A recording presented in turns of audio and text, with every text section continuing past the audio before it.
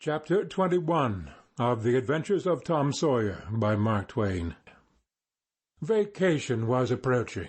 The schoolmaster, always severe, grew severer and more exacting than ever, for he wanted the school to make a good showing on examination day. His rod and his ferule were seldom idle now, at least among the smaller pupils. Only the biggest boys and young ladies of 18 and 20 escaped lashing. Mr. Dobbin's lashings were very vigorous ones, too, for although he carried under his wig a perfectly bald and shiny head, he had only reached middle age, and there was no sign of feebleness in his muscle. As the great day approached, all the tyranny that was in him came to the surface. He seemed to take a vindictive pleasure in punishing the least shortcomings. The consequence was that the smaller boys spent their days in terror and suffering, and their nights in plotting revenge. They threw away no opportunity to do the master a mischief, but he kept ahead all the time. The retribution that followed every vengeful success was so sweeping and majestic that the boys always retired from the field badly worsted. At last they conspired together, and hit upon a plan that promised a dazzling victory. They swore in the sign-painter's boy, told him the scheme, and asked his help. He had his own reasons for being delighted, for the master boarded in his father's family, and had given the boy ample cause to hate him. The master's wife would go on a visit to the country in a few days, and there would be nothing to interfere with the plan. The master always prepared himself for great occasions by getting pretty well fuddled, and the sign-painter's boy said that when the dominie had reached the proper condition on examination evening, he would manage the thing while he napped in his chair. Then he would have him awakened at the right time and hurried away to school. In the fullness of time the interesting occasion arrived. At 8 in the evening the schoolhouse was brilliantly lighted and adorned with wreaths and festoons of foliage and flowers. The master sat throned in his great chair upon a raised platform, with his blackboard behind him. He was looking tolerably mellow. 3 rows of benches on each side and 6 rows in front of him were occupied by the dignitaries of the town and by the parents of the pupils. To his left, back of the rows of citizens, was a spacious temporary platform upon which were seated the scholars who were to take part in the exercises of the evening. Rows of small boys, washed and dressed to an intolerable state of discomfort, rows of gawky big boys, snowbanks of girls and young ladies clad in lawn and muslin, and conspicuously conscious of their bare arms, their grandmother's ancient trinkets, their bits of pink and blue ribbon, and the flowers in their hair. All the rest of the house was filled with non-participating scholars. The exercises began. A very little boy stood up and sheepishly recited, "You'd scarce expect one of my age to speak in public on the stage," etc., accompanying himself with the painfully exact and spasmodic gestures which a machine might have used, supposing the machine to be a trifle out of order. But he got through safely, though cruelly scared, and got a fine round of applause when he made his manufactured bow and retired. A little shamefaced girl lisped, "Mary had a little lamb," etc., performed a passion-inspiring curtsy, got her meed of applause, and sat down flushed and happy. Tom Sawyer stepped forward with conceited confidence, and soared into the unquenchable and indestructible "Give me liberty or give me death" speech, with fine fury and frantic gesticulation, and broke down in the middle of it. A ghastly stage fright seized him, his legs quaked under him, and he was like to choke. True, he had the manifest sympathy of the house, but he had the house's silence too, which was even worse than its sympathy. The master frowned, and this completed the disaster. Tom struggled a while, and then retired, utterly defeated. There was a weak attempt at applause, but it died early. The boy stood on the burning deck followed. Also, the Assyrian came down, and other declamatory gems. Then there were reading exercises and a spelling fight. The meagre Latin class recited with honour.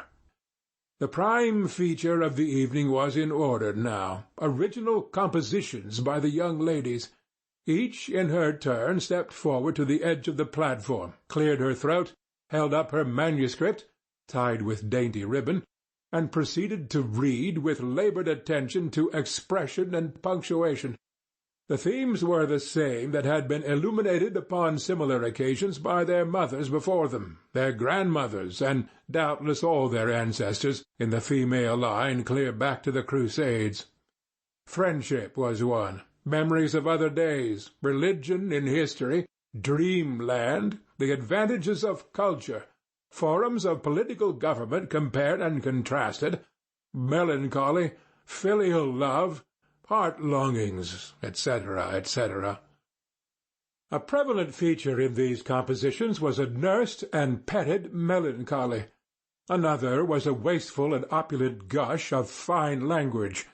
Another was a tendency to lug in by the ears particularly prized words and phrases until they were worn entirely out, and a peculiarity that conspicuously marked and marred them was the inveterate and intolerable sermon that wagged its crippled tail at the end of each and every one of them. No matter what the subject might be, a brain-racking effort was made to squirm it into some aspect or other that the moral and religious mind could contemplate with edification. The glaring insincerity of these sermons was not sufficient to compass the banishment of the fashion from the schools, and it is not sufficient today. It never will be sufficient while the world stands, perhaps. There was no school in all our land where the young ladies do not feel obliged to close their compositions with a sermon. Then you will find that the sermon of the most frivolous and the least religious girl in the school is always the longest and the most relentlessly pious. But enough of this. Homely truth is unpalatable. Let us return to the examination. The first composition that was read was one entitled, "Is This Then Life?" Perhaps the reader can endure an extract from it. In the common walks of life, with what delightful emotions does the young mind look forward to some anticipated scene of festivity! Imagination is busy sketching rose-tinted pictures of joy. In fancy, the voluptuous votuary of fashion sees herself amid the festive throng, the observed of all the observers. Her graceful form, arrayed in snowy robes, is whirling through the mazes of the joyous dance. Her eye is the brightest, her step is the lightest in the gay assembly. In such delicious fancies time quickly glides by, and the welcome hour arrives for her entrance into the Elysian world, of which she has had such bright dreams. How fairy-like does everything appear to her enchanted vision! Each new scene is more charming than the last. But after a while she finds that beneath this goodly exterior all is vanity. The flattery which once charmed her soul now grates harshly upon her ear. The ballroom has lost its charm, and with wasted health and embittered heart she turns away, with the conviction that earthly pleasures cannot satisfy the longings of the soul. And so forth and so on. There was a buzz of gratification from time to time during the reading, accompanied by whispered ejaculations of, "How sweet!" "How eloquent!" "So true!" etc. And after the thing had closed with a peculiarly afflicting sermon, the applause was enthusiastic. Then arose a slim, melancholy girl, whose face had the interesting paleness that comes of pills and indigestion, and read a poem. A Missouri Maiden's Farewell to Alabama. Alabama, goodbye, I love thee well, but yet for a while do I leave thee now. Sad, yes, sad thoughts of thee my heart doth swell, and burning recollections throng my brow. For I have wandered through thy flowery woods, have roamed and read near Tallapoosa's stream, have listened to Tallahassee's warring floods, and wooed on Coosa's side Aurora's beam. Yet shame I do not bear in o'erfull heart, nor blush to turn behind my tearful eyes. 'Tis from stranger land I now must part.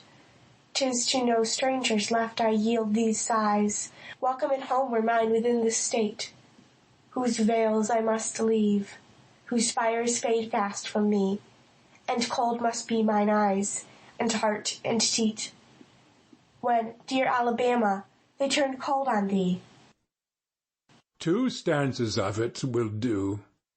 There were very few there who knew what Tate meant, but the poem was very satisfactory, nevertheless. Next appeared a dark-complexioned, black-eyed, black-haired young lady, who paused an impressive moment, assumed a tragic expression, and began to read in a measured, solemn tone. A vision. Dark and tempestuous was night. Around the throne on high not a single star quivered, but the deep intonations of the heavy thunder constantly vibrated upon the ear, whilst the terrific lightning revelled in angry mood through the cloudy chambers of heaven, seeming to scorn the power exerted over its terror by the illustrious Franklin. Even the boisterous winds unanimously came forth from their mystic homes, and blustered about, as if to enhance by their aid the wildness of the scene. At such a time, so dark, so dreary, for human sympathy my very spirit sighed, but instead thereof, my dearest friend, my counsellor, my comforter and guide, my joy in grief, my second bliss in joy, came to my side. She moved like one of those bright beings pictured in the sunny walks of fancy's Eden by the romantic and young, a queen of beauty unadorned, save by her own transcendent loveliness. So soft was her step, it failed to make even a sound, and but for the magical thrill imparted by her genial touch, as other unobtrusive beauties, she would have glided away unperceived, unsought. A strange sadness rested upon her features, like icy tears upon the robe of December, as she pointed to the contending elements without, and bade me contemplate the 2 beings presented. This nightmare occupied some 10 pages of manuscript, and wound up with a sermon so destructive of all hope to non-Presbyterians that it took the first prize. This composition was considered to be the very finest effort of the evening. The mayor of the village, in delivering the prize to the author of it, made a warm speech in which he said it was by far the most eloquent thing he had ever listened to, and that Daniel Webster himself might well be proud of it. It may be remarked, in passing, that the number of compositions in which the word beauteous was over-fondled, and human experience referred to as life's page, was up to the usual average. Now the master, mellow almost to the verge of geniality, put his chair aside, turned his back to the audience, and began to draw a map of America on the blackboard to exercise the geography class upon. But he made a sad business of it with his unsteady hand, and a smothered titter rippled over the house. He knew what the matter was, and set himself to right it. He sponged out lines and remade them, but he only distorted them more than ever, and the tittering was more pronounced. He threw his entire attention upon his work now, as if determined not to be put down by the mirth. He felt that all eyes were fastened upon him. He imagined he was succeeding, and yet the tittering continued. It even manifestly increased. And well it might. There was a garret above, pierced with a scuttle over his head, and down through this scuttle came a cat, suspended around the haunches by a string. She had a rag tied about her head and jaws to keep her from mewing. As she slowly descended, she curved upward and clawed at the string. She swung downward and clawed at the intangible air. The tittering rose higher and higher. The cat was within 6 inches of the absorbed teacher's head. Down, down, a little lower, and she grabbed his wig with her desperate claws, clung to it, and was snatched up into the garret in an instant, with her trophy still in her possession. And how the lights did blaze abroad from the master's bald pate, for the sign-painter's boy had gilded it. That broke up the meeting. The boys were avenged. Vacation had come. Note: the pretended compositions quoted in this chapter are taken without alteration from a volume entitled Prose and Poetry by a Western Lady, but they are exactly and precisely after the schoolgirl pattern, and hence are much happier than any mere imitations could be. End of chapter 21.